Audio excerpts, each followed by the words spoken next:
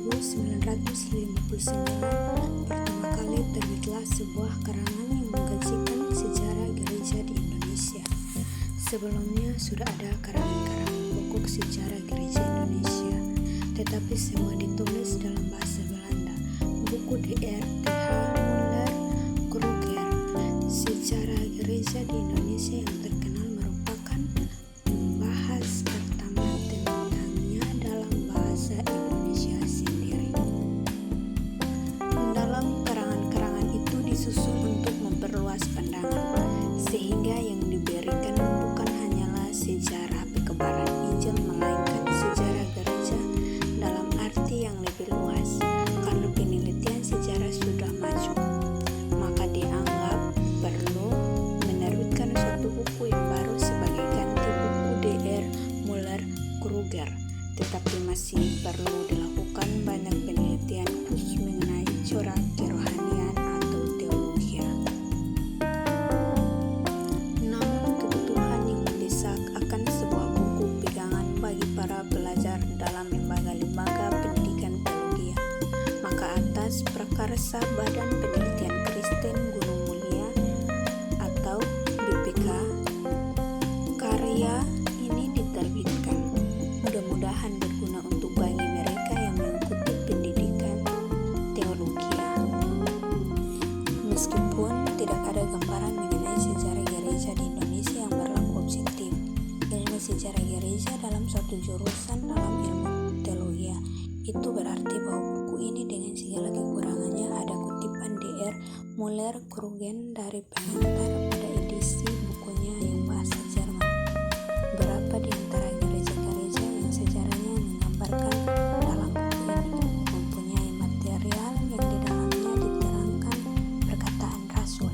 Tidak ada seorang pun yang dapat meletakkan dasar lain daripada dasar yang diletakkan, yaitu Yesus Kristus. Terdapat dalam 1 Korintus pasal 3 ayat 11. Tetapi tiap orang harus memperhatikan bagaimana ia harus membangun di atasnya.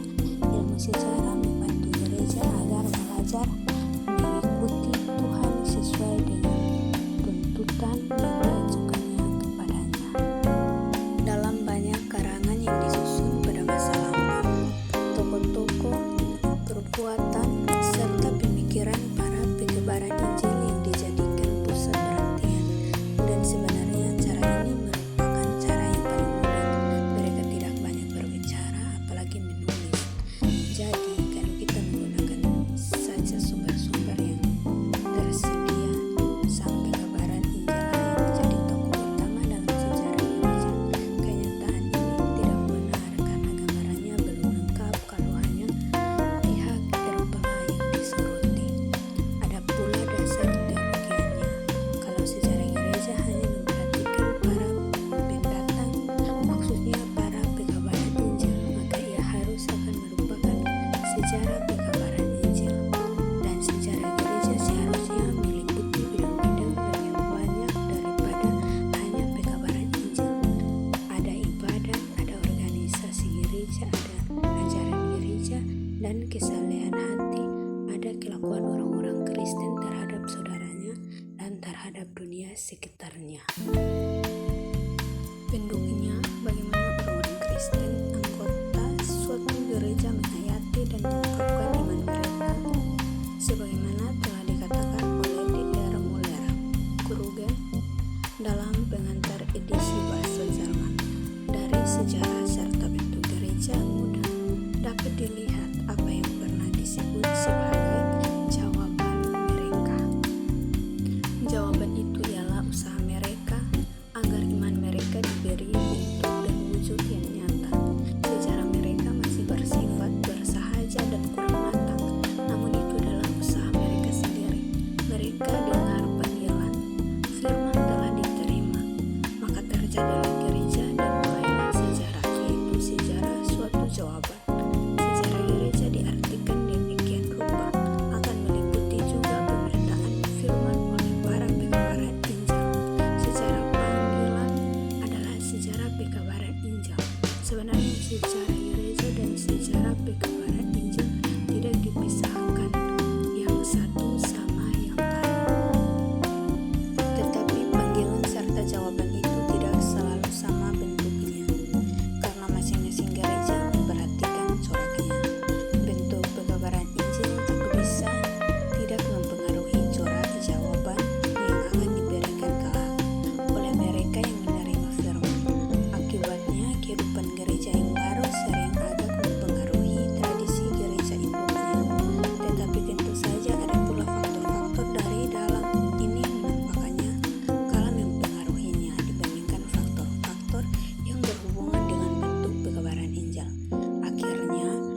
dicatat bahwa kehidupan gereja ini dipengaruhi juga oleh modernisasi yang turut menentukan dunia orang-orang Kristen di Indonesia sebagaimana juga di luarnya. Di wilayah Indonesia terdapat sejumlah besar gereja-gereja. Masing-masing gereja itu mempunyai sejarah sendiri. Sejarah masing-masing berbeda karena faktor-faktor yang sudah dicantum di atas. Tetapi dalam sejarah gereja-gereja itu terdapat pula unsur-unsur bersama. Pertama-tama karena semua gereja itu merupakan pewujudan gereja Kristen yang esa dan am. Dan yang kedua karena lingkungan Indonesia yang aneka ragam itu mempunyai suatu kesatuan juga agar dapat memperhatikan keanekaragaman maupun kesatuan dalam sejarah gereja di Indonesia. Buku dibagi atas bagian-bagian yang membahas sejarah gereja dalam masa tertentu. Setiap bagian dimulai dan ditutup dengan satu atau beberapa pasal yang memaparkan hal-hal yang menyangkut sejarah gereja di Indonesia pada zaman itu dalam keseluruhannya. Sejarah satu-satu gereja dan satu-satu daerah. Pendekatan Tunggal Ika berlaku pada dalam kehidupan gereja di Indonesia walaupun dengan arti yang khusus. Tentu kedatangan orang-orang Kristen di historia ke Indonesia tidak ada kepastian, apalagi tentang jemaat-jemaat yang mungkin mereka dirikan.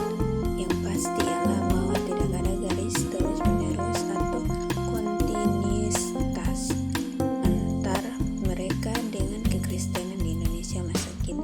Pada tahun abad ke-16 didirikan oleh pekabaran Injil Katolik Roma di Minahasa, Maluku, dan Nusa Tenggara Timur. Pada abad ke-19, jemaat-jemaat itu menjadi pangkal untuk PI, para sendeling dari barat, yang jumlahnya kecil, bekerja sama dengan guru-guru dari Ambon dan Minahasa, Sangir, dan Timur. Penentuan permulaan sejarah gereja di Indonesia ialah saat pelayanan baptisan pertama kepada seorang di Indonesia. Bagi seorang Protestan tidak usah menjadi soal bahwa yang pertama kali melayangkan baptisan di Indonesia adalah orang-orang Katolik. Mereka membaptis orang dalam nama Allah, Bapa, Anak, dan Roh Kudus, dan baptisan itu adalah sah. Oleh karena alasan-alasan tersebut dianggap bahwa sejarah gereja di Indonesia telah mulai pada abad ke-16. Pangkal sejarah gereja di suatu daerah ditetapkan pada tanggal pembaptisan para anak atau buah sulung di daerah itu. Jemaat yang pertama itu akan berkembang dan perkembangannya disebut sejarah gereja. Itu sebab Injil bukan lagi sang Bapa, melainkan saudara yang akan hadir atas kehendak gereja itu sendiri. Persoalan yang kedua, yaitu persoalan lain, adalah bagaimana membatasi dan membagi-bagi bahan yang disajikan dalam buku. Suatu buku sejarah gereja tidak boleh mengabaikan sejarah umum, sejarah politis, ekonomi, sosial, kebudayaan, dan agama mempengaruhi sejarah gereja.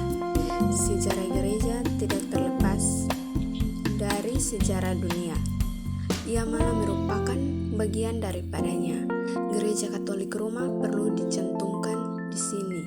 Agak aneh kalau sejarah itu diceritakan sampai datangnya folk, lalu hilanglah gereja dari pandangan kita hanya dalam pasal-pasal mengenai masa pada tahun 1522 sampai dengan 1800, sehingga GRK dan gereja Protestan di setiap daerah dibahas bersama. Setelah tahun 1800 menganggap lebih baik membahas sejarah GRK dalam beberapa pasal tersendiri. Golongan Protestan di luar lingkungan DGI akan diberi perhatian juga. Tetapi di sini keadaan sumber-sumber tidak memungkinkan pembahasan secara mendalam, karena sebelum ada karangan-karangan yang menguraikan sejarah mereka secara ilmiah. Pembagian bahan merupakan soal periode-periode supaya kadangkala peristiwa-peristiwa yang terus menerima mendapat ditinjau dengan lebih mudah. Caranya ialah pilih segi perkembangan sejarah yang paling menonjol. Misalnya dalam sejarah gereja, pilih segi perkembangan organisasi gereja. Menetapkan pembagian sesuai dengan tahap-tahap perkembangan segi organisasi itu. D.R. Muller-Krugen dalam bagian pertama bukunya bertolak dari segi siapa yang datang mengabarkan Injil. Dengan demikian diperoleh periodisasi, yaitu pada tahun 1520 sampai dengan 1605 Saman Sending oleh lembaga-lembaga penyebaran Injil. Lebih cocok kiranya kalau patokan diambil dari dalam, misalnya perluasan gereja, organisasi atau acara gereja. Pembagian baru membantu mengamalkan sejarah gereja lebih sesuai dengan sifat gereja yang hakiki. Periode segi sejarah gereja yang digabungkan yang menentukan batas waktu periode pertama pada tahun 1522 sampai tahun 1800 ialah perkembangan-perkembangan yang berikut. Dalam periode itu, negara Portugis folk meningkat berpenting dalam perluasan dan dalam pemerintahan gereja. Dari pihak lain, misi atau sending diselenggarakan oleh suatu lembaga gereja, membawa serta bentuk ibadah dan acara yang berlaku dalam gereja. Pendekatan terhadap agama dan kebudayaan yang mereka temukan di Indonesia bersifat negatif semata-mata, dan orang Indonesia